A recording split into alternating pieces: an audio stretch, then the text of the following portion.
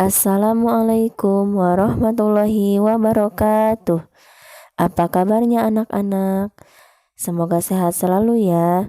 Tetap semangat untuk belajar. Pada video pembelajaran kali ini kita akan belajar materi kelas 3. Tema 1 pertumbuhan dan perkembangan makhluk hidup. Subtema 4 pertumbuhan dan perkembangan tumbuhan. Pembelajaran 3. Dengan tujuan pembelajaran sebagai berikut. Bunga di sekitar kita bermacam-macam. Kalian tahu tidak bagian-bagian bunga itu apa saja?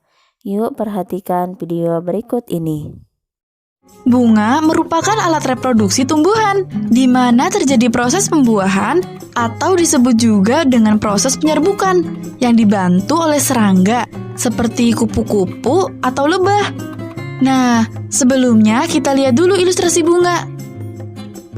Ini adalah bagian-bagian bunga. Aku jadi penasaran deh. Yuk, kita amati bunga mawar ini sambil membandingkan dengan gambar ilustrasi ya. Ini adalah mahkota bunga. Bagus ya? Mahkota bunga ini merupakan bagian yang mencolok. Biasanya berwarna-warni loh. Terlihat indah ya? Fungsinya untuk menarik perhatian serangga supaya mau mendekat dan membantu proses penyerbukannya.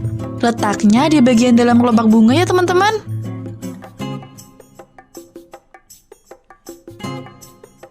Kalau yang ini namanya kelopak bunga. Letaknya ada di lingkaran terluar. Fungsi dari kelopak bunga adalah melindungi mahkota bunga ketika masih kuncup dan akan terbuka jika mahkota bunga mekar loh. Biasanya kelopak bunga berwarna hijau, menyerupai daun dan tidak seindah mahkota bunga ya.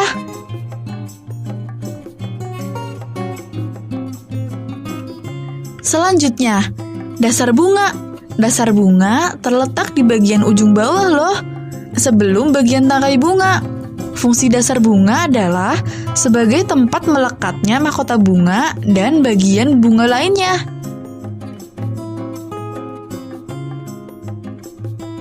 Kemudian yang ini adalah tangkai bunga.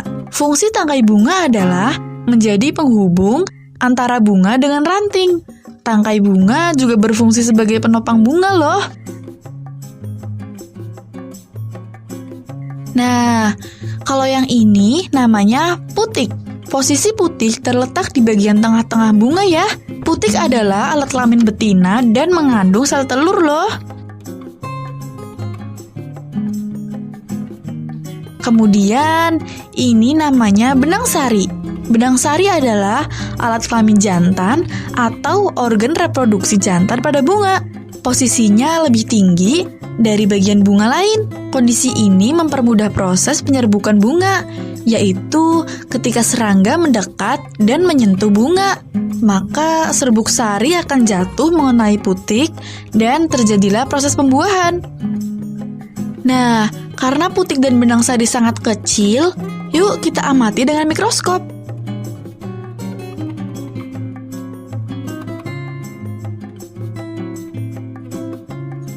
Kepala putik bergelombang ya teman-teman. Sedangkan tangkai putiknya ada bulu-bulu halusnya. Keren ya?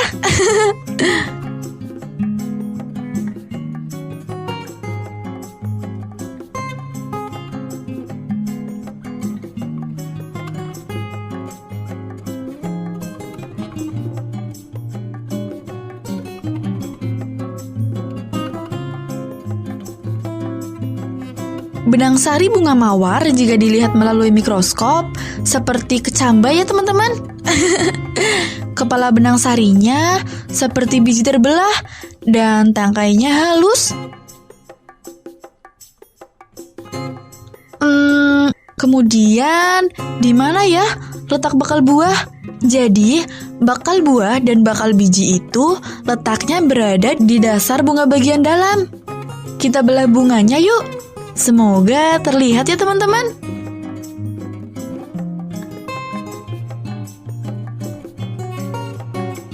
Nah, ini namanya bakal biji. Disinilah tempat terjadinya pembuahan loh. Ini adalah bunga mawar.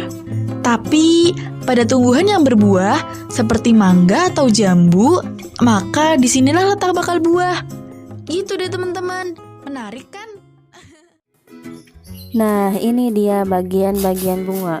Terdiri dari mahkota bunga, kepala sari, benang sari, kepala putik, tangkal putik, bakal biji, tangkai bunga, kelopak, dan dasar bunga. Silahkan diperhatikan. Nah, kalian sudah tahu bagian-bagian bunga. Sekarang kita akan membahas bunga nasional Indonesia. Ada apa aja sih bunga nasional Indonesia? Yuk kita simak. Berikut adalah bunga kebanggaan Indonesia. Rafflesia arnoldi,